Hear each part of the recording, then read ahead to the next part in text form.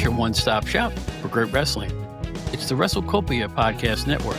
Ray Russell brings a host of great shows right to your device. There's the Wrestling Memory Grenade, Regional Wrestling, the Wrestling Stoop with Bob Roop, the Amazing Puro Academy Show, Retro Wrestling Review with Gene Jackson, Dave Dynasty's long-running hit, Wrestling Nostalgia, Monday Warfare, Raw vs. Nitro, the hilarious Other Ship podcast, and a whole lot more. Great shows and great guests, but where do you find all this stuff? Really simple. Try logging on to WrestleCopia.com. As I like to say, it's your one-stop shop for great wrestling memories.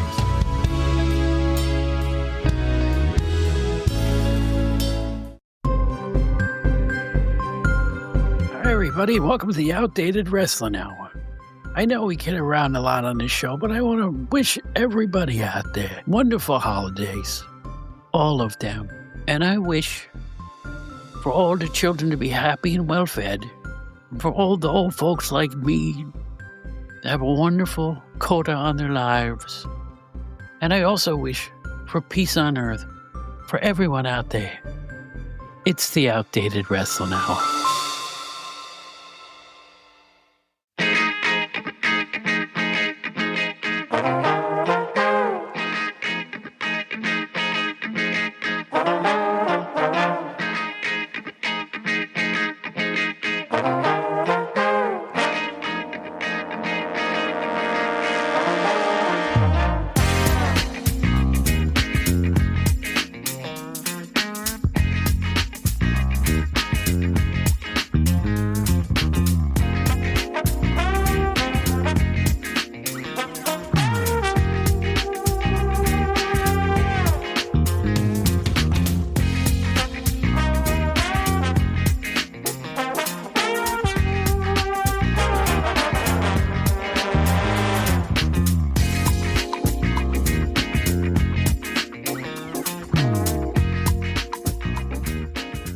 Hello, everybody, and welcome back to the Outdated Wrestling Hour. My name is Bob Smith. You may know me from my years at Pro Wrestling Illustrated magazine. As Bob 20 minutes from now said at the start of the show, Happy New Year, Merry Christmas, and peace on earth to everybody. We got a special one for you this time. It's going to be a joint Christmas and New Year's show. I realize this is the day after Christmas when this comes out, and the next time we come out will be the day after New Year's. We are not taking a holiday break off this year. So we're just going to have a present opening good time, shall we say. We're going to keep it light. We're going to look back at stuff that happened in the past, of course, and maybe talk a little bit about current wrestling as well. So stick around. We have a special guest on top of Joe Puccio, our regular co-host, and Steve Gennarelli. He's just stopping by for a few minutes to say, hey, have a good holiday. And that's what we want for you guys to do, too. Have a wonderful holiday season. Maybe you'll get a smile or two out of this particular episode. So get yourself some eggnog. What else? And we'll be back in just a minute or two. Hang on.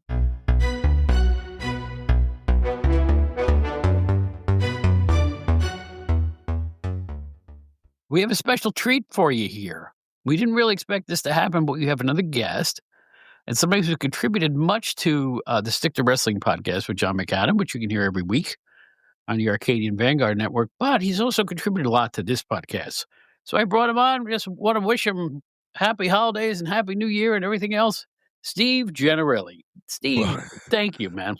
Well, Bob, it's great to be here with you and great to kind of review the year and think about next year. Bob and I like to kind of bump ideas off each other for good podcast ideas. And Bob rejected some of the worst ones I had, which included how I wanted to do a 6-part series on how Ico Pro, the Vince McMahon drink, was going to, and how it influenced what would be the NWO. So I'm glad Bob turned me down on that particular one. And also, he turned me down. I had a theory that Matthew Lawrence or Trevor Lawrence, the quarterback of the Jacksonville Jaguars, Tony Khan's team, I had a theory that he was a Von Erich, and Bob shot that down too wisely.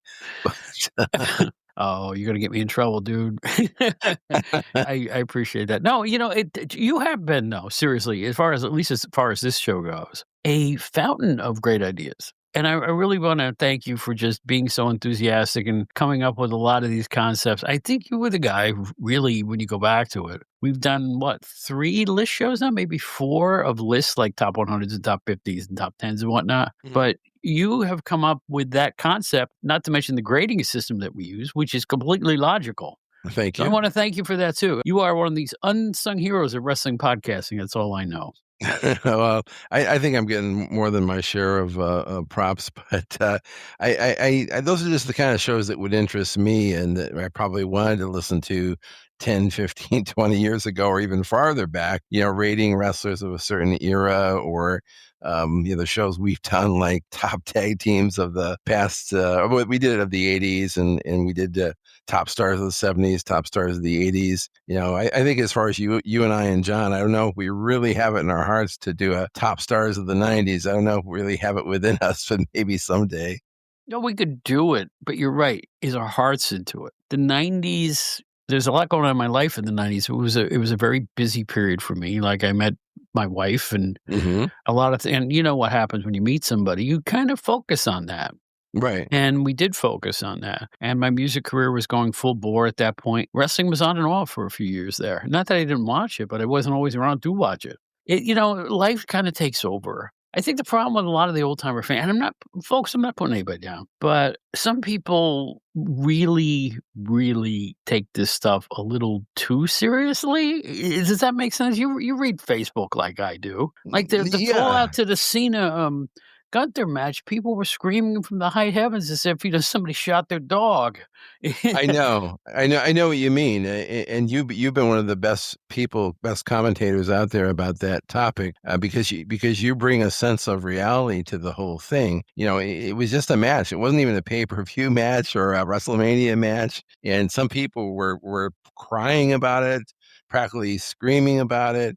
I know one guy who had kind of identified himself in one of the threads I read. He's somebody I know he's a longtime fan, even going all the way back to the Bruno days. And he was like up in arms over it, really upset about it. And I can't believe that people, especially people from that age group, can still muster up the energy to be like really passionate one way or another. Honestly, I mean, the way the wrestling is now, it's like, yeah, people win and lose every day. Yeah, so Cena lost. I mean, life does go on, Well, folks. here's the thing. Here's why I find it so well patently ridiculous. I'm from an era where wrestlers would come and go. Right, Period. Even champions. Jack Briscoe didn't wrestle exclusively in the NWA. Bruno Sammartino didn't wrestle exclusively in the East Coast for the WWE. He had his own thing in Pittsburgh, and I right. remember famously around when he left the East, he went to Indianapolis and worked with Dick the Bruiser for about a year. Remember that? All those tag Yeah, team matches they did together. I don't know if yeah. it was a year, but it was a period of time, Yeah, the and the it's the like, the the period in between his championship, he said was his happiest period because he wrestled in St. Louis, he wrestled Harley Race, he won the LA Battle Royal, he went to Indianapolis, like you said. He was all over the place, so, you're right, most of the wrestlers did travel to one degree or another, but you're right, I mean, most of them would end up losing and then moving on to a different territory for the most part. I think the difference was the wrestling magazines. We knew then from looking at our regular monthly magazines, well, Stasiak's in here. Oh, he went back to Portland, Mhm. or he went to Canada, or he's in Detroit with the Sheik. You could keep up with where people went, and it wasn't life and death because you saw the guys were still around. Right. And then what they don't have today, which they had in our era, you old timer like me, they had what I call the wrestling. We're going to do a show on this. The wrestling vagabonds: Ernie Ladd, Abdullah the Butcher, Andre the Giant, Bruiser Brody. Just right Mhm. off the top of my head, there's 4. They would go from place to place to place to place. They were never in the same spot for longer than 6 months. Right, right. And I think people aren't conditioned that anymore. Why are they burying? I hate the mindset now. They buried the guy on Saturday Night's Main Event. They didn't bury anybody. Yeah, They didn't- yeah. I don't even understand it. I don't really know why people get so impassioned about today's product because you have the WWE, which is this massive, successful juggernaut of a company. You have AEW, which is what it is. It's successful to a degree.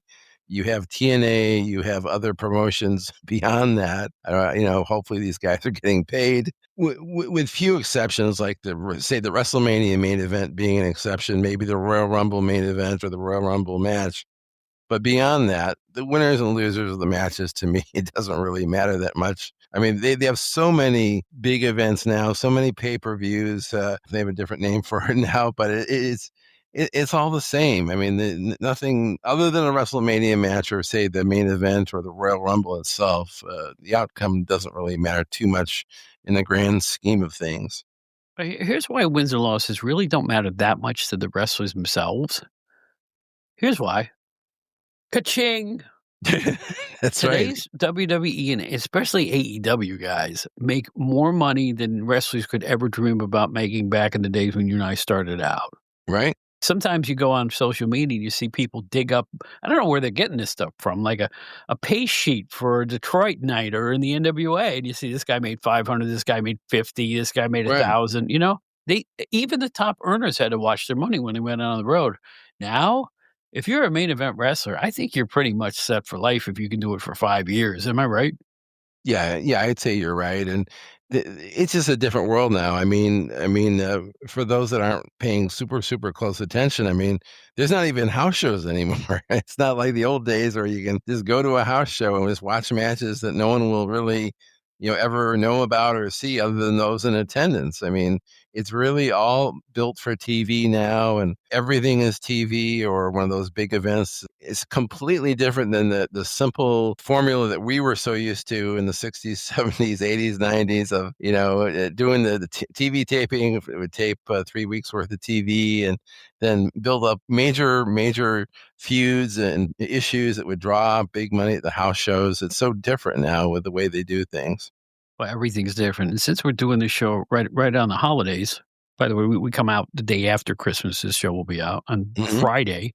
Right. We're taping this with Steve the previous Sunday. I can say that now because since I'm retired, I have the absolute luxury of doing stuff during the week and put it out on the Friday. I love this, because you can talk about current things. You can talk a little more, prescient to what's going on now. But Jim Cornette talks about this all the time. Here's something that they did in the old days they don't do now.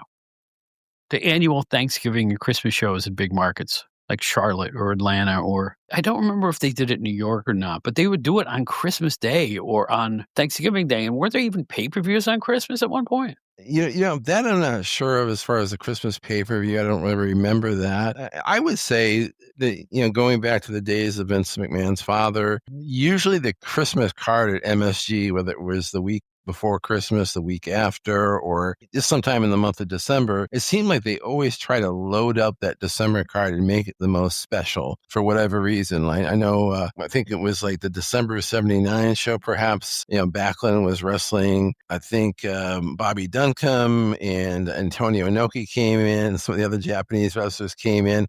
But if you look at all those December shows over the years, especially in the Backlund years, even in more recent years too, in the last few years, I know they've had either Cena come back or different people come back who were big attractions, and they try to pop a big house. So that was always a kind of a nice gift to the fans in New York to give them a big show to come to at the Garden. I remember, I guess it was just before the expansion. They had a couple years in the 80s where you never knew who you were going to see, and they were all big stars. I mean, here's Harley Race in 81. Here's Right. Steve Kern would pop in out of nowhere. Those kind of guys Oh, who yeah. had major success elsewhere. They would just show up on the Garden card and take on Johnny Rods or somebody, but Yeah. still you got an opportunity to see the people you can only read about in the magazines. That was special. It really was. I mean, that's what set MSG apart from all the other arenas. I mean, like with one exception, I think in 1974, it might have been the opening of the Spectrum. They brought in stars to the Spectrum in '74. They had like Don Morocco came up from Florida, and I think Ron Fuller came up from Continental Promotion, and then in Boston in the early '70s, they had a card that had Jack Briscoe on it, and the Sheik was on it. It was very rare that they would bring in NWA talent for the other buildings, but definitely at MSG, you never knew who was going to show up. They were big names, big stars coming in, and Well, it's always fun to look back and reminisce with you, man. I just want to say one more time, this is a Christmas present to me that you're on the show this time. I really appreciate it, and I really hope we see you a lot in 2026. We had a really good year here in 2025. You're one of the big reasons why, and I just want to thank you. and thank John McAdam and you for all your success with Stick to Wrestling. It's been a pleasure all year, and I just want to say Merry Christmas and Happy New Year. Well, same with you, Bob. I mean, our friendship is really important to me and special. I mean, we haven't really met in person yet, but I feel like we have since we've done so much work on these podcasts together. And it's always fun talking with you and learning so much from you and sharing ideas. And your show is still the one I get so excited about every Friday morning. It's the first thing I listen to. It gets me ready for my work day, which is really important. And I know John McAdam and Lou Kippelman, who was your most recent guest, they really loved the show as well. So thank you for having us as part of the show. And I look forward to hopefully collaborating with you more often next year as well. You better if you know what's good for you, Jack. That's all I got to say. Folks, you love him. It's Steve Gennarelli. Steve, always a pleasure. Go revel in the weekend's holiday merriment, and we'll see you next time. Thanks, Bob. Thanks for inviting me.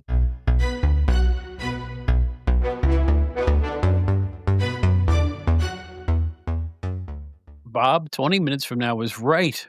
Happy holidays to everybody out there. I know this is the day after Christmas when this comes out, but it's still our Christmas New Year's celebration show on the Outdated Wrestling Hour. I'm Bob Smith, the old PWI guy, only 5 years younger than Santa Claus himself. And our co-host, go ahead and laugh out loud. He's grinning at me. And his name in the staff box now is Chris. I'm sure that's for Chris Kringle. Am I right? That is correct. Not Chris. I'm trying to think of a wrestling guy named Chris. Oh, Christopher Cruz, maybe? Chris Cruz, Chris Statlander. Chris Statlander, yeah. Long Island product. That's right. Yeah, I'm proud of her. Yeah, I am proud of her. I am She's proud of her. great. I saw her when she was just a little fledgling person. And it was, I forget what local Long Island show, but she was just starting out. And she looked good then. And I guess she's the champion now over there. Is she the world champ? She had the belt. Yeah, she did really well for herself. I like her a lot too. I think she's good. Well, Merry Christmas to our friend Chris Statlander and our friend Wrecking Ball Legursky, who we met this year, right, Joe? That's right. So Wrecking Ball. We're gonna look back on the show. This is gonna be a loose show, and just to get you all in the holiday spirit, we're gonna look at the stuff that we really enjoy, and also our Christmas wish list. Just some stuff that we would like to see happen, or we'd like to go back in time and change, or that kind of a thing, right, Joe? We're just going to vamp and give thanks for a very successful year at the podcast.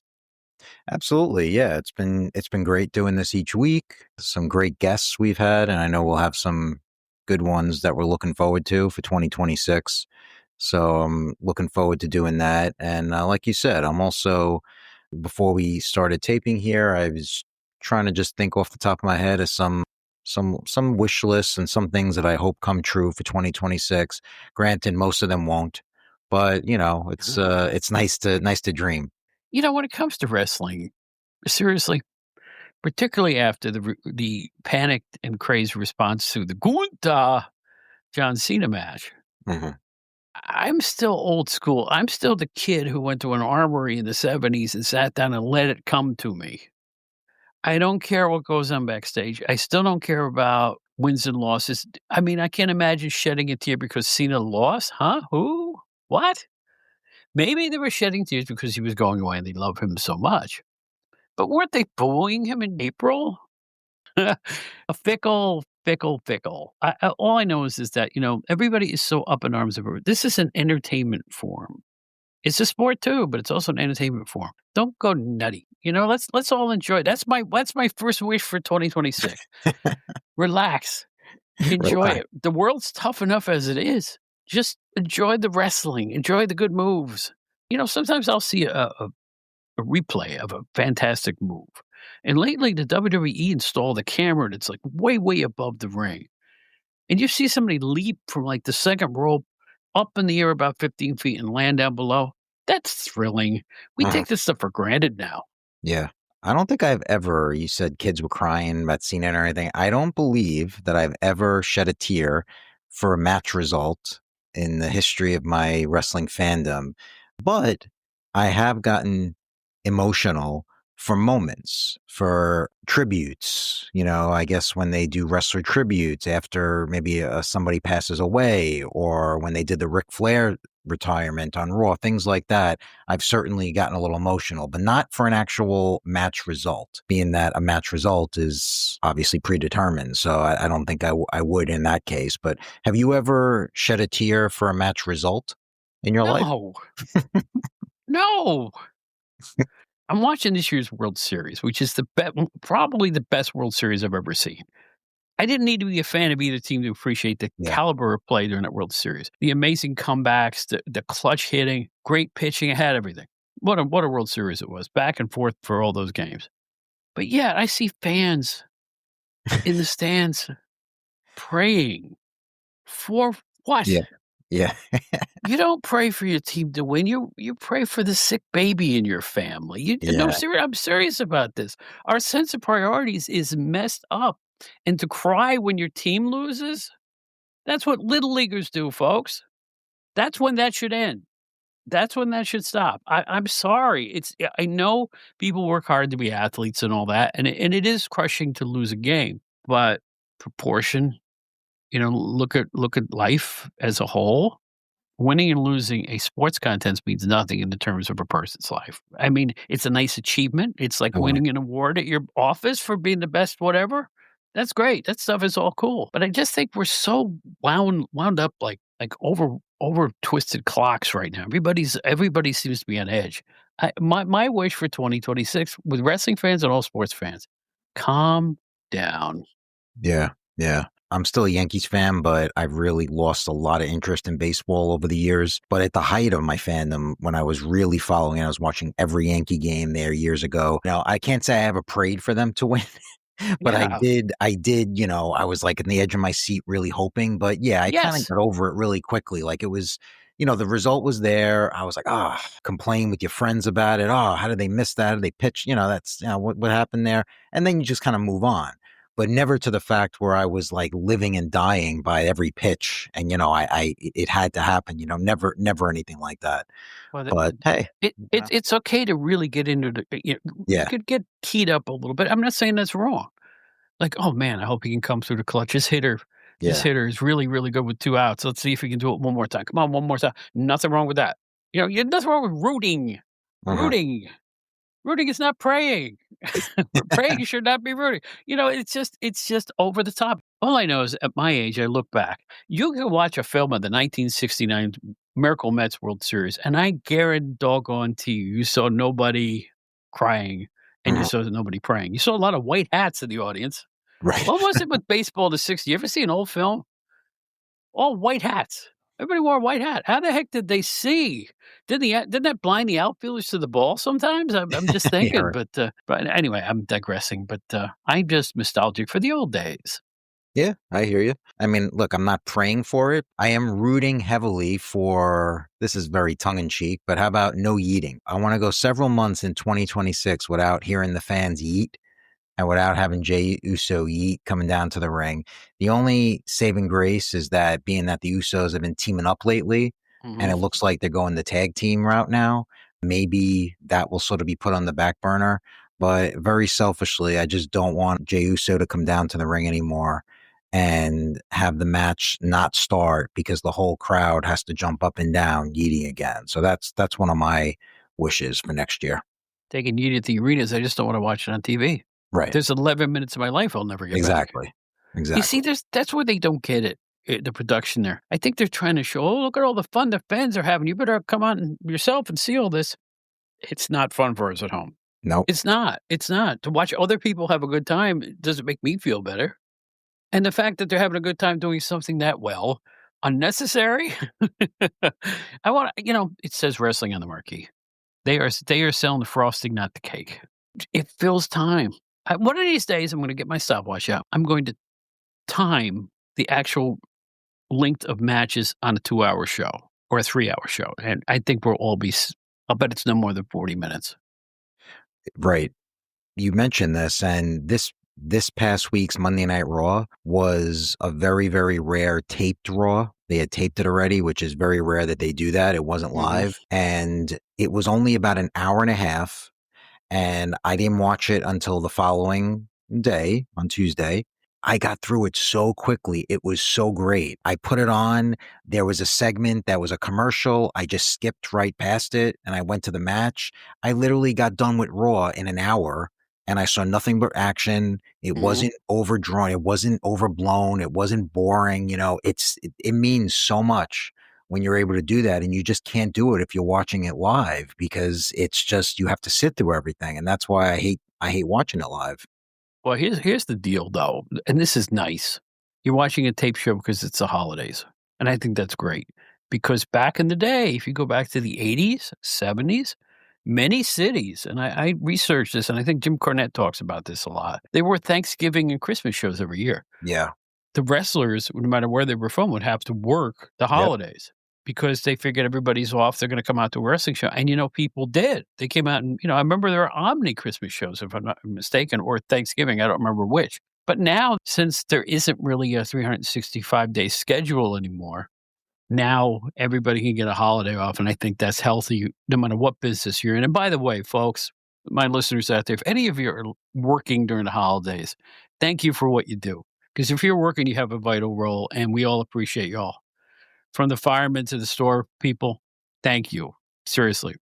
Yeah, and you're absolutely right. And even WWF did that in the beginning of the pay-per-view era. If you remember, the Survivor Series was always on Thanksgiving night for the first few years. It wasn't until several years after that show started that they started doing it Thanksgiving weekend, or they would do it the following weekend. But the first few shows, they used to say a Thanksgiving night tradition, and that was it on Thanksgiving. Right. So right there, it shows you that instead of being with their families, they were working. Yeah, you're right. Even Christmas night, Christmas was a big wrestling day. It's changed so much. I mean, thankfully that's not the case anymore.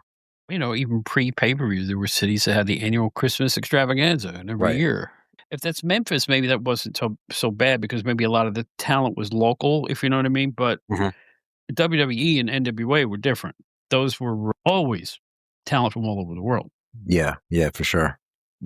Going forward with that, kind of like adding on to what we're talking about too, if we're saying things that we hope for next year, I would love to see shorter production, shorter shows. And I'm talking not only the TV shows, but I'm talking the pay-per-views and or PLEs, whether it's WWE or AEW or whatever. Look, I mean, you're talking to somebody that I love the action. I love, I make no mistake about it that I love watching the AEW pay-per-views. I think they put on a really good product on pay-per-view. But I mean, 4 hours, 5-hour pay-per-views with the pre-show, it's just way too long. And I don't care what time of day it is. I don't care if it's the afternoon. So you say, oh, you can go longer because it's the afternoon. I don't care if it's a Saturday night, if it's a Sunday afternoon, whatever it is, just cut it down by an hour, cut it down by an hour and a half.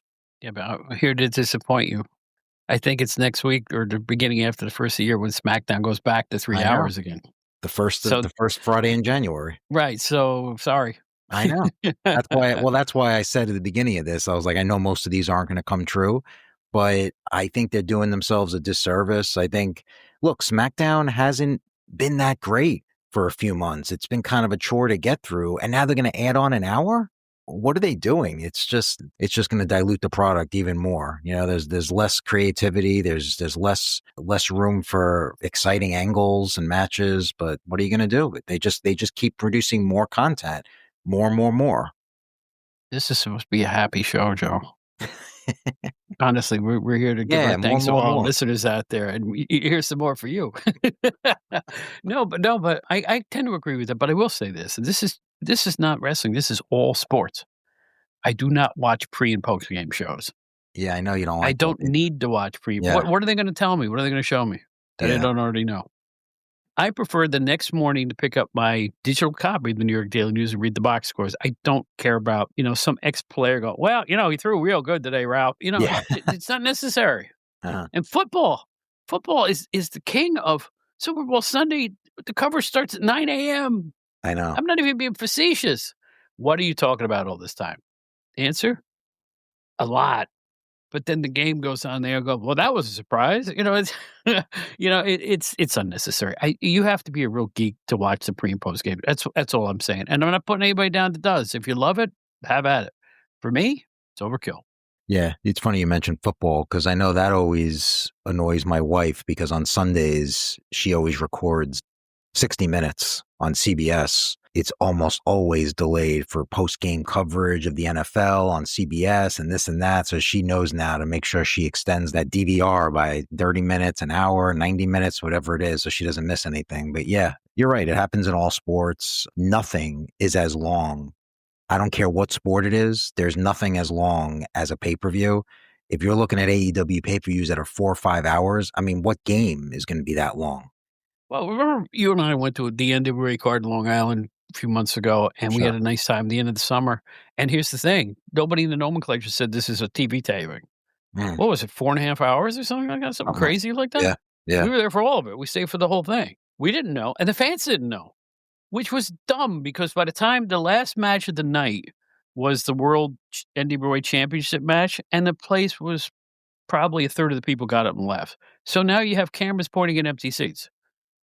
The dumbness of it all just is just awe-inspiring. You know, so many of these wrestling organizations don't cross the T's or dot the I's. They don't think. You gotta think of, every action has a reaction. And if you're making people sit 4.5 hours, people are gonna leave. Doesn't Yeah. matter. Yeah. Like, there was a show, I think it was it last night or on Monday, where they had the tag team match to end one of the, and I read somewhere, said, "Yeah, that was the end of 4 hours of taping." No wonder people didn't react. I said, "There's dead silence in the arena," and somebody writes back, "Yeah, that was the end of the show." Right. And people sat there all that time, so you had empty seats plus people not reacting. Yeah. Yeah, the shows are too long, I agree. So, yeah, our Christmas wish, I will agree with you. Shorten the shows a little bit. Make them more succinct. Well, to add to that, I went to the AEW taping this past Sunday night at the Hammerstein Ballroom in New York City. It was a taping for Collision, the Christmas night Collision. It was a great show, some really, really great matches, had a good time. But one of the things they do is they record Ring of Honor matches before the show and they tape them after the show. So the show started, I think, at 4 o'clock. You get there at 4 o'clock. You have to sit through an hour's worth of Ring of Honor tapings, and a lot of them are going to be squash matches. Then you do a 2.5 hour collision. And then once that 2.5 hour collision is recorded, they tape about 2 or 3 more Ring of Honor matches. So again, by the time all is said and done, you're there for what, 4 hours or something like that. And it's just too long. And the reason why you know that is because at the end of Collision, and Tony Khan came out and he said, "Hey fans, thanks for sticking around. We got some great ROH matches coming at you now." Almost half of the building left. They were all just walking out because they just didn't want to be there anymore. They had to catch their train. It's a Sunday night. They had to go to work, school the next day. So, it's the same thing as far as that goes. It's just too much all at once. That's it. I hope the hot dogs were good. I didn't have a hot dog, but I did have a beer, which was delicious. Well, yes. Okay. I'm glad the beer was cold. That's great. So yes, our holiday wish, shorter cards. But let's go back in time. Is there any things you wish you could see now that you saw then? Let me name something for you. Sure. 1983 was the most famous, and I think they did this more than once. The World Wrestling Federation, as it was called back then, used to do this Christmas thing every year where you see a tree and Vince McMahon would go, "Many of the top WWF stars want to wish you a Merry Christmas." And here comes Mr. Fuji Yeah. and Don Morocco, and, "I want to wish you Merry Christmas, everybody but that Bob Backlund." For Blassie goes, "I want a world championship for Christmas, or championship." So unintentionally funny, you can't even believe it. A drunk Lou Albano's trying to say something. It's just Bob Backlund stuttering, and you see their faces in a wreath, which is Mhm. superimposed over a tree. It's on YouTube, folks. Look for it right now. Look for the 1983 WWE. I wish they still did stuff like that. But you know what? Today's wrestlers are better actors than the old ones were. I'm sure they just threw them up in front of a camera and said, "Say something about Christmas." But see, that's the point, is that I agree. I love that stuff. But I think what made it so great and charming back then was that it didn't seem forced. Right. It didn't seem like that they were given a script. It seemed like they just No, told they Mr. definitely weren't. No, Yeah, no. they just told Mr. Fuji, they told Don Morocco, just go out there and just say Merry Christmas and say what you want to say, and they would just have fun and just they'd probably be in the back for a while, and they had fun, and it really worked because it seemed like it was natural. I think if they tried to do it today, it would be too perfect. You know what I Yeah. mean? It would be Yeah. like too rehearsed. It would be like they'd have to hit all their marks, which you don't want to see. You want to see a little bit more natural. No, this one had Salvatore Bellomo, and Oh, you're yeah. just craning your ear trying to figure out what he's saying, and Fuji was even worse. He's talking about, "I want geisha." Yeah, you couldn't really place what he was talking about, and who else was on it? There was Tony Atlas did a long spiel about, don't forget what Christmas is all about. Right. So you could tell it was really from the hearts of these guys. Some stayed in character, and a guy like Atlas spoke from the heart. Yep. That's what made it charming. That's what made it good. So my Christmas wish for 2026 next year, go back and do that. And don't make the people act. Bring them out and let them just say what they want to say. And hopefully it'll be as much of a laugh ride as those old ones were, because those were great, man. Those were fabulous. Do you remember Channel 9? I don't want to talk regionally. Remember Channel 9 from New Sure. York? You watched it growing up, Of right? course. Yeah. Remember they used to, the people who worked, they'd have their kids come out and get around a tree and go, "From the Channel 9 family, we wish for your family." And another kid, "Very Merry Christmas," stuttering, Yeah. Yeah. "and Yeah. a Happy New Year." None of them were smiling, and then at the end, you see them all waving like zombies around a tree. Yeah. They look like they didn't wanna be there. Yeah. Unintentionally great. Right. Just Exactly. unintentionally, amateurishly wonderful. Love that stuff. Me too. I love yeah, that's why I like to look at that old footage because again, it's like I don't think they realize how much more entertaining it is that way. When it doesn't look like it's rehearsed, when it doesn't look forced, when it looks like it's natural, that makes it so much better. And I think most people would agree with that. Here's something else I want for Christmas next year. Now, I want people to know this. I don't know if this is the case. I was a Peacock subscriber and let it lapse, right? I let it lapse after the last pay-per-view, Saturday Night's Main Event. So, that's it for me, that was it. I got an offer in the mail for resubscribe for $2.99 a month for 6 months. I said, "That's it. That's the price I wanna pay for this stuff." So I resubscribed, and I went on, and the old stuff was back on there. They had taken off some of the old, footage from All-Star Wrestling, Championship Wrestling from the '80s and stuff. I saw some that were still there. It wasn't as many, but they still had some old stuff on there, like old Smoky Mountain and stuff like that. So, I don't know if it's depends on what you use, if you use a Roku box as opposed to just streaming or what have you, but I did see old stuff on there. But here's my point. My wish for next year is somebody in WWE using their YouTube vault, WWE vault, put out as much old stuff as you can. 70s, 80s. You don't even have to do anything with it. Just shove it on there. You still have an audience for it, I guarantee you. Why would people not wanna see Pedro Morales when he was champion and things like that, or Blassie? I know they have old Blassie footage from the early '70s, they never show it anywhere. I know the stuff's there, because when they do a repackage, when somebody dies, you see match Right. segments. So where'd they get it from, right? Where did they get it from? They must have it in their vault. Right. Let the vault free, because, YouTube is monetized if you get enough looks. Mhm. So if you put it on something that's gonna generate a lot of looks virtually every day, it's gold. What's it cost to put it on YouTube, right?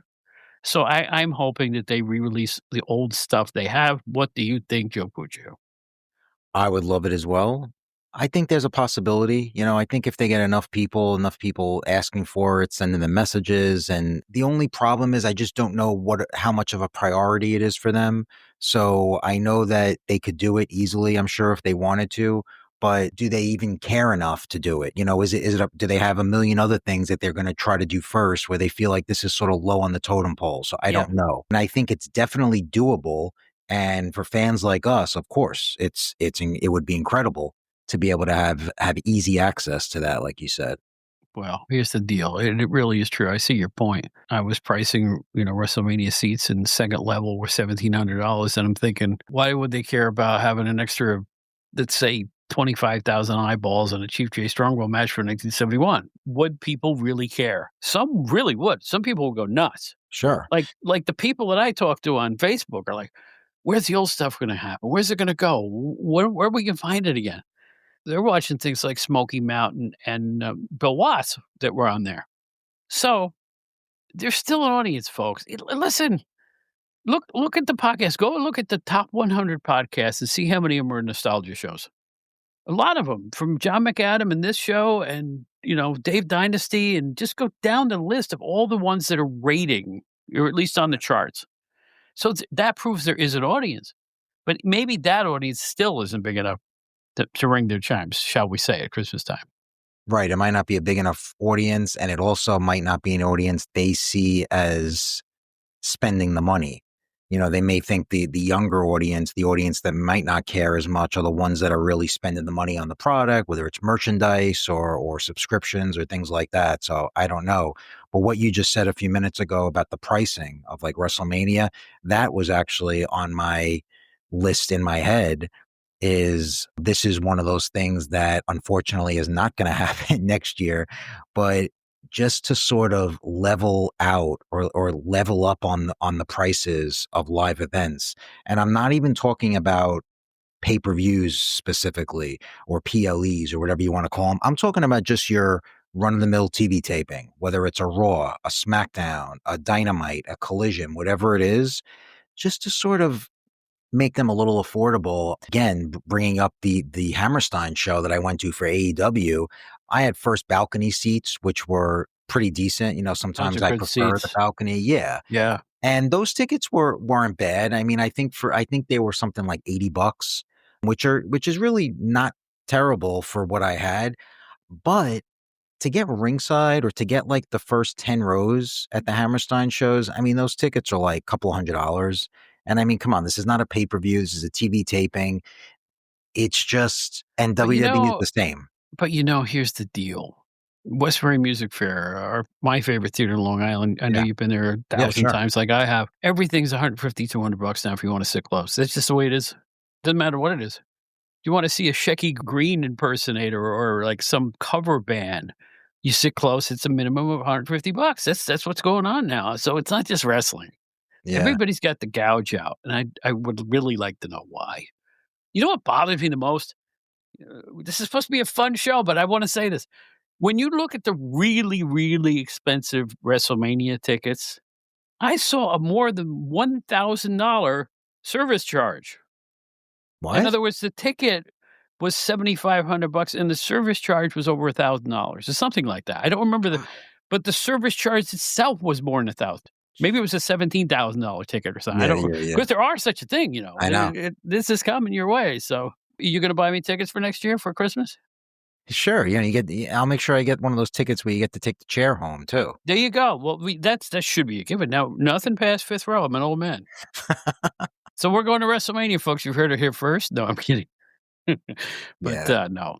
I'm just saying, look, if people are paying for it, then I guess who are we to There's the complain? thing. Because That's people it. are paying. That's But it. Vince McMahon had that reputation of being business first and so greedy, with everything that he did when he took over. If you remember about a year ago, whoever it was in WWE, the higher ups, it might have been Nick Khan, or whoever the higher ups in WWE, they made a statement to the effect of Vince McMahon was underpricing his shows while he I was remember around. that statement, and that made me angry. Yeah, and I was like, wait a minute, what? Vince McMahon was charging less than what, That's what he was saying. He and was looking at it too much about families or something like yes, that. And I'm thinking, that's your audience, you buffoon. yeah. So I That's the just think audience. It's not a UFC audience, which is like a boxing crowd. and UFC is different, right? Because UFC, you got the high spenders, a lot of times they do them at these casinos where they're pricing these shows. But I mean, yeah, I think for wrestling, they should try to go back a little bit. And again, I mean, the chances of this happening, really the only chance of this happening is if the popularity dies down. Obviously, if the popularity dies and they start seeing the audiences waning, then they're going to try to lower the tickets because they want to get more people in there. So that's the way it works. We can hope that they might just lower them or at least just stop it where it is, and not keep going up.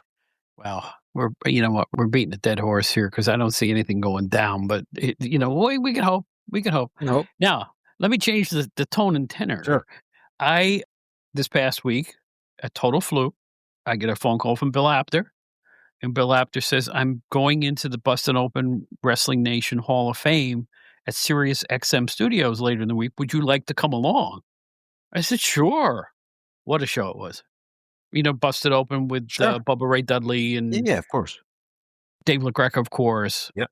who kind of runs the whole thing, and all the others there. Mark Henry, Tommy Dreamer. Mhm. Just great, great. Got the kibitz with people I haven't seen. I haven't seen Dreamer since 1991 or 1992. That's a long time, And it was a blast. It was really well done. I got to see the inside of this amazing production studio that Sirius XM has. Just amazing. So I want to give a shout out to Dave LaGreca and everybody at Busted Open. And I want people to know there were the first Hall of Famers in the Wrestling Nation Hall of Fame are Bill Apter, Keith Elliott Greenberg, and George Napolitano for their contributions to Wow. covering wrestling all those years. They're the very first to get the Hall of Fame plaques there. And I'm honored that Bill said, "I'd love for you to be there." It's a big moment. I said, "I'd love to be there too." And we all had a wonderful time and great stuff from Sirius XM and Dave LaGreca there. It really was. That's great. No, that's a great honor. I'm glad you got to do that, and no problem with any of those men. I've said it before. I love Keith. He's definitely deserves to be in that, as well as George. I know George and one of the greats, the great wrestling photographers, and obviously Bill goes along with that. So that's a great class, those three guys. Really was. And like I said, I got to meet some new people, some old people. It was just fantastic. So it was a wonderful time. Met a few of the current WWE people there that were there, which is Nice. really nice. Mhm. So to be able to think that some of them heard of me, some obviously hadn't. Like I'm talking to Sam Roberts. Sam Roberts is away from the Hall of Wall, but I knew him. And I said, "Just Sam," because he's got a shaved head look. I said, "Sam, how are you?" And we talked for a long time, and he turned out to be a great guy. And I kind of let him know, kind of like what the magazines were like back in the '90s. He had no idea. So one learns from the other, and we had just a lot of really nice conversations. Apter never has an off switch. Oh, I know. He's still the wackiest, craziest guy you'd ever want to meet, and we had fun. And you know what? We ate at the restaurant right next to the Ed Sullivan Theater. The Italian pizzeria right next to the Ed Sullivan Theater. That's where I met Bill, and we had lunch there, and we had a wonderful day in NYC, which is still I worked in the city for 7, 8 years. I take the bus and I'm still in awe of the place. I'm still in awe of Manhattan. I love Manhattan. I just do. It's just there's nothing else like it in the lower 48. There really isn't. Oh, that's really cool that you got to do that. And so you ate in a pizza place. What did harken back to one of our old conversations? Would you have a plain slice? No, we ordered a individual 13-inch pie, Oh. which we yielded as both like 4 or 5 little slices, and Bill wanted white pizza. So we got white pizza with crumbled sausage on it. Oh, I like that. That sounds good. Yeah, so that's good. No plain pizza. That's great. Christmas wish for next year. Let me go back to that place. It was good. It was good. It wasn't even expensive. Have you noticed that restaurant prices where you are and where I are just about the same as Manhattan now? Nobody's cheap anymore to go out and eat. It's terrible. Yeah, it's really bad out here. And I would say, yeah, I'm sure it's right on par with Manhattan. It Yeah. has to be. Yeah. Yeah. So my Christmas wish for 2026, can I have like 2-person lunch for under $35, please? I'm not even talking being extravagant. A salad and 2 slices of pizza and 2 drinks should not be $45. Yeah, I know. Yeah. Well, that's what it was for a couple nights ago. We picked up Chinese at a place near us. We didn't eat there. We placed the order. We went and picked it up, and we only got a couple dishes. A little rice and vegetables and this and that, whatever. It was like $40-something. Yeah. Just like nothing. Everything's $40 now. The Yeah. whole world is $40. I bought a 10-pack of Big Pens, $40. What are you going to do? I mean, Yeah. No, I lied. That's a joke, folks. Big Pens are a relative bargain in this day and age. Like every year when it's back to school, you can buy a pack of 10 pens for like $1.19. I think that's great. Yeah. Here's the thing. I'm so old. I realize I never need to buy another pen. I have so many pens laying around. I'm never going to need to buy another pen. Yeah. I don't. I use an old double-edged razor system. I don't think I'm ever going to need to buy razor blades again at my age. I've got a whole box of 100 of them. One blade lasts me about 2 weeks. There you go. So I don't know what to think. Oh, You're man. set. You're set for life. My Christmas wish for 2026, may I be 43 again. That would be nice. That would be great. Well, yeah. I guess we know that's definitely not happening, but we can, Never know. If I can give a wish, something we talked about on past episodes, I would love to see a WWE physical Hall of Fame. Yes, Um, absolutely.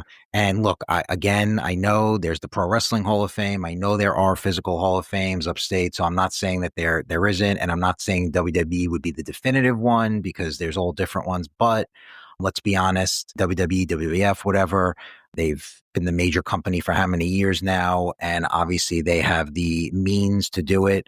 And they have the means to be able to produce a really, really stellar one with so many different items and videos and merchandise, and it could be so awesome. So I really, really hope that they do it. I don't know if it'll be next year because I'm sure it's a long time planning and it would take a while to get this thing off the ground. But at least if it's in the next couple of years, I think that would be such an awesome thing. And I think people would really appreciate it and they'd come from all over. I agree. That's a really, really great wish because they have the wherewithal to do it. And I think it could be a moneymaker somewhere, somehow. Maybe they can do it like the International Pro Wrestling Hall of Fame does in Albany. Doesn't have to be open 24/7, Mhm. 365. Maybe if you're open on weekends in some venue or Right. make a traveling Hall of Fame that accompanies the pay-per-views, maybe? I just a thought. But it would be so awesome to go in because I gotta give them credit for one thing.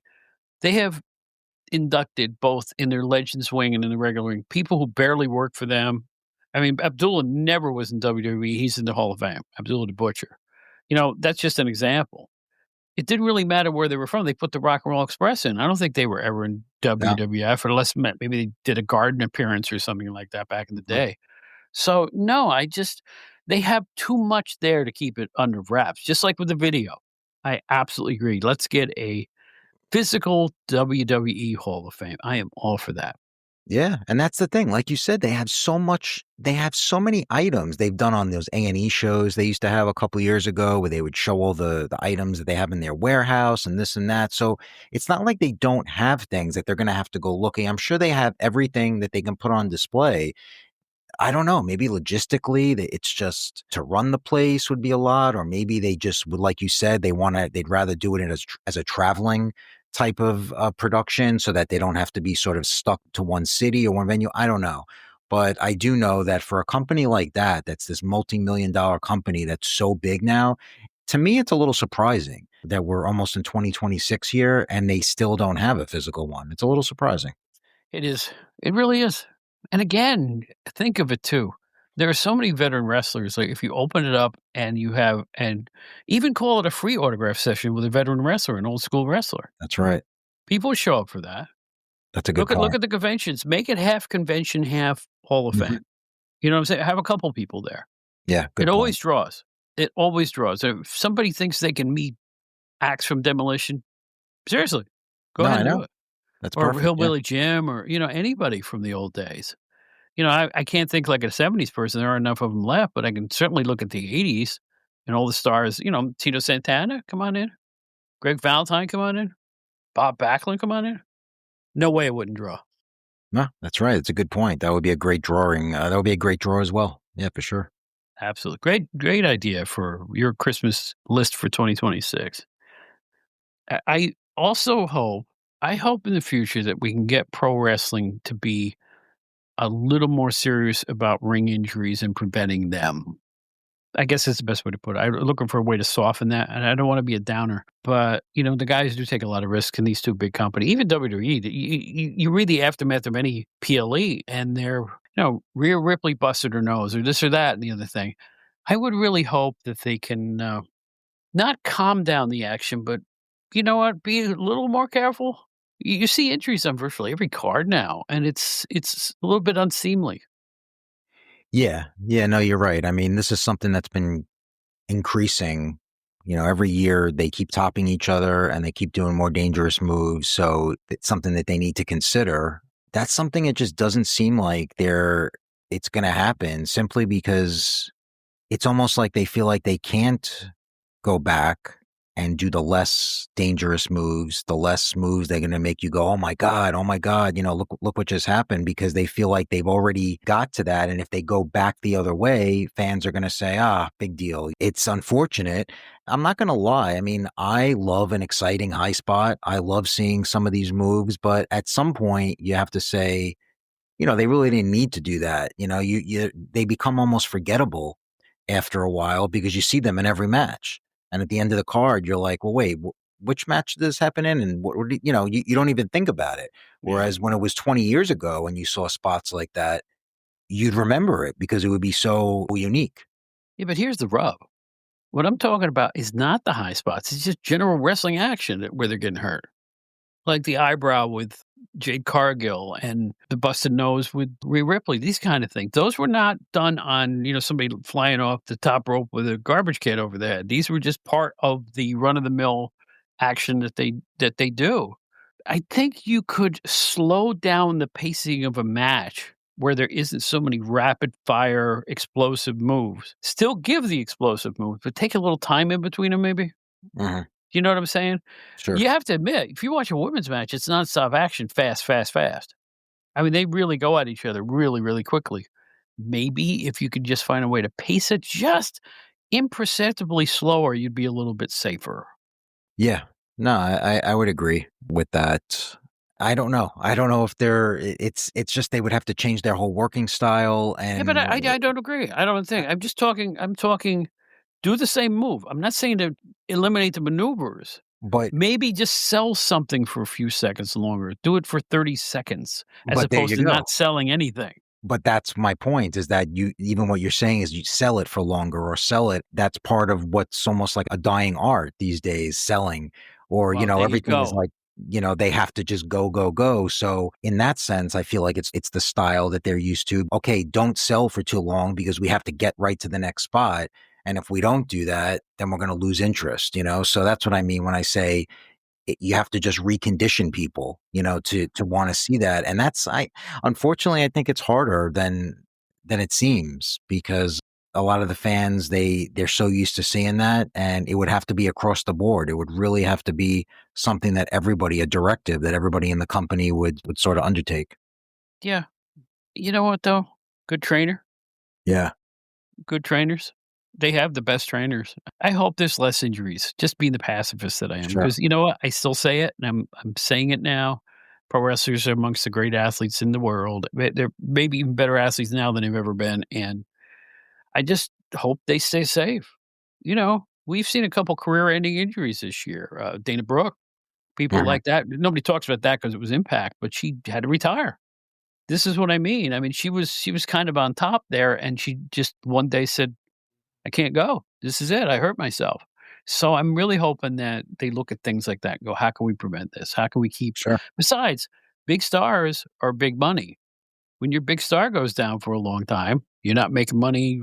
Both organizations are doing really well right now. So, but then again, if you had a card where your main event was, shall we say, Otis against Otis against one of the War Raiders, you think that would draw? No, I don't think so. This is all I'm saying. One thing that I would also really like to see, and this I think is doable, is I'd love to see 2026 have a little less tribalism amongst WWE and AEW and other companies, but primarily between the two big ones in the United States, picking sides, and, you can't be a WWE fan if you're an AEW fan, and vice versa. It's gotten so out of hand now, where people online and just social media, where it's like, oh, how could you follow WWE? It's so boring. It's so slow. AEW's the best. And on the other side, how could you watch AEW? It's nothing but blood and guts and this and that. It's like, just enjoy the one that you want to see. If you only are a fan of one promotion, then watch that promotion. If you're a fan of both, watch both promotions. But it's just like, if you look online and you see like everybody is just picking sides, and why is this guy leaving? Why is Jericho going to WWE? He should stay in AEW. I am not ashamed to say I like both companies. I follow both companies.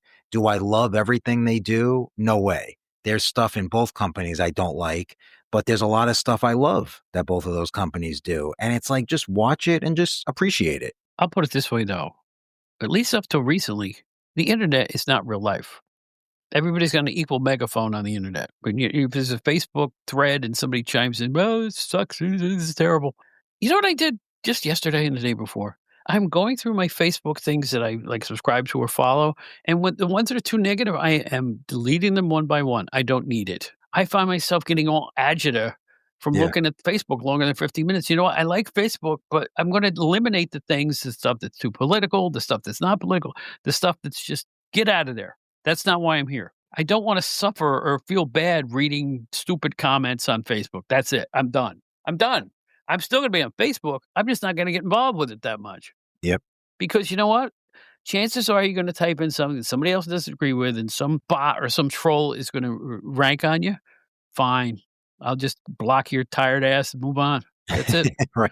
I got no patience for it anymore. I just don't. It's life wasting. I'm here to have a good time. And my final wish for all the wrestling fans out there, discover the old stuff. Pick up some old wrestling magazines. Watch some old stuff on YouTube. Go to any source you can to find and read about the stars. Go out and buy the great wrestling books by Ian Douglas and Brian Solomon and learn about the past. You know what? You'll learn a lot. It'll give you a better scope of understanding of what wrestling is about today if you look at the old days, because everything evolves. And when you see the entire evolution of professional wrestling, and by the way, you and I both watch Queen of the Ring. You want to see how stuff was in the carny days of women's wrestling? Fantastic movie. I loved it, man. Did you like it? Loved it. Loved it as Yeah. well. I can't say anything bad about it. I know we didn't talk about it yet. I was a little apprehensive at first when I saw the runtime because I know it was like 2.5 hours. I was like, wow, that's a long time. I got through it. It did not seem that long. The acting was great. The Yeah. girl that played the lead, the Mildred Burke Fantastic. character, she Just was awesome. fantastic. I Yeah. had never seen her before, so I'm not sure what she was in, but yeah, and even the little cameos like the Tony Storm and Jim Cornette, they were all great. Really, really well done. I really wish more people got a chance to see it.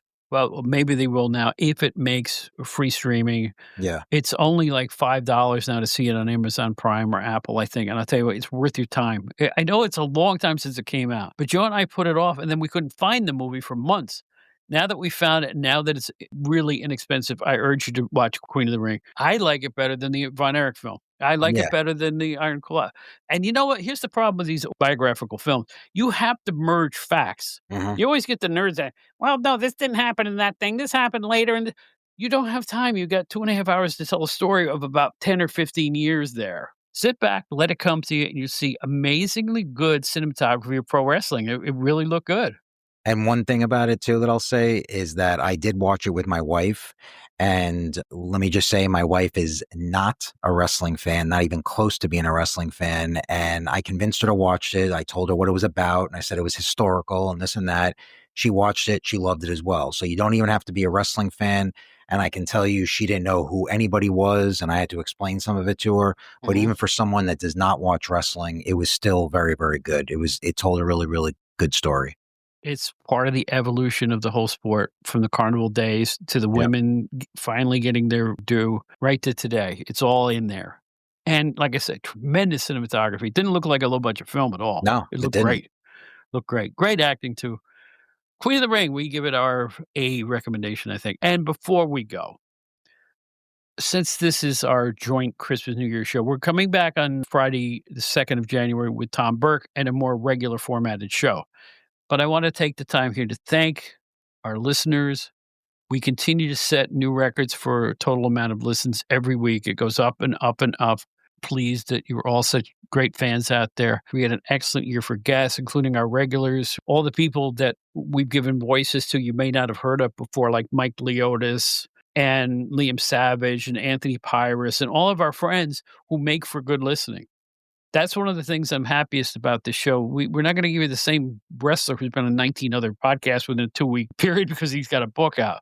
What we're trying to do is give you something a little different, a little bit of a different feel, a little humor, some funky music. Just we're trying to entertain you. And again, I say go out there and take part in all the old wrestling you can find. It'll increase your knowledge base, and you know what? Some of it'll shock, surprise, and thrill you. Am I right or wrong? You're right. And I'd like to piggyback off your statement there. I can't really say it better myself, but I agree, to thank everyone, thank all the listeners, thank everybody for listening to us every week. I'm thankful as well that I get to do this every day, every week with you, Bob, and we get to Every talk about day, the old perish the stuff. thought. Well, I know we talked about that a few weeks ago, remember? But a Freudian slip. No, it's great. I look forward to it each week, and I get a lot of nice comments as well, messages and comments. I appreciate that, and I know this is the wish list, and this is something that I know is going to be true. That I know 2026 is going to even be better than 2025. I get a feeling it is. I am working behind the scenes to try to expand our listenership, expand on our guest list, and just try to make a better and better and better show. Frankly, I was thrilled. Did you hear the Luke Kippelman show? I was thrilled with that show. Yeah, loved it. If Yeah, I had a time capsule to put out and say this is the best, that was in our top 5 of all time show. The way it sounded, the information that was there, and Lou said a lot of stuff that you wouldn't hear from anybody else, including kind of some insides of what it's like to right. put a wrestling podcast out. So I'm hoping you're not minding getting inside baseball, as they say, and getting into the nitty gritty of everything we talk about in this old school thing. Again, we'll talk about everything from Hulk Hogan to, George Hackenschmidt on this show. In fact, I want to do a show about Hackenschmidt. How many people remember or even know who George Hackenschmidt is now? Right. And, Ian Douglas has all the information on those great black wrestlers that, frankly, nobody I know has ever heard of. And now Right. you can hear about them. And again, and all the authors I've been able to rub up against, like him and Brian Solomon and Keith Elliott Greenberg, who I was quoted in a book this year. A lot of really cool stuff happened along the way. Thank you all. Thank everybody in the industry, outside the industry, and especially, most importantly, our fan club members and our listeners. If it wasn't for you, we wouldn't be here. It's the truth. My podcast host just sent me a note that said, we got some facts and figures at the end of the year. They're going to send me my total cumulative statistics. And I can tell you it's going to dwarf anything we've done up to this point. So 2025, as tumultuous a year as it was for all of us, it was a great year for the Outdated Wrestling Hour and the Outdated Entertainment Hour, which we're trying to build at the same time. Joe, thank you for being a pal. Thank you for being here all year. When did you start here? How long have you been doing this now with me? Is it a year and a half? Something like that. Man, I was going to ask you that. No, I think it's can't about a remember year and a now. half that, Yeah, that yeah. I did brought you on. Thanks for your contributions. It has been nothing but fun. And I hope the listeners feel the same way. I hope that as well. And no, thank you as well. This has been, like I said, it's great. Every week, it's awesome. So I wish you a good holiday season, Joe. I wish you much Carvel. I wish you, pistachio Yeah. and strawberry? And peanut butter sauce. Peanut butter sauce, There baby. you go. Woo! Yeah. You gotta come to the Outdated drive-through though for a little sizzle. You know what I'm saying? Yeah. I got so much good response. And by the way, I want to thank the people who actually have contacted me about both Bob from the barbecue joint and Bob 20 Minutes From Now. There are many Bob 20 Minutes From Now fans out there, and I appreciate that too. Bob's serious this time. You haven't heard it yet. Bob does his first serious wishes, his holiday wishes. He's not funny. I don't think he's funny anytime, but no, but we wish you all the best holidays you ever had. So until next time, for Joe and myself, thank you so much. I'll be back in just a couple minutes to wrap this sucker up. See you in a minute.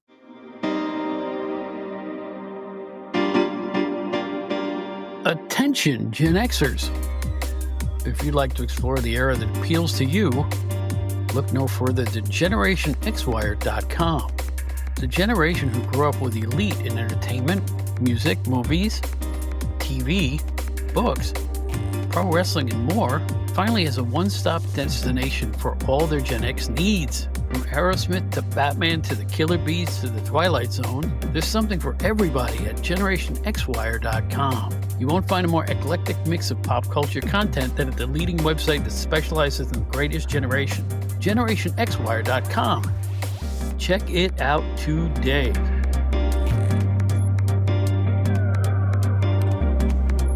Well, there's our program for this time, our holiday extravaganza arena, or whatever you want to call it. I said that wrong.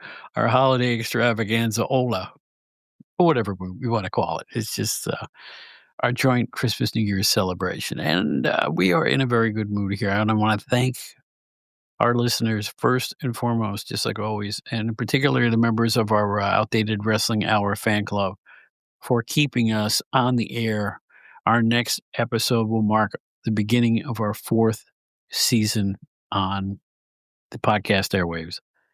I don't know what to say other than thank you.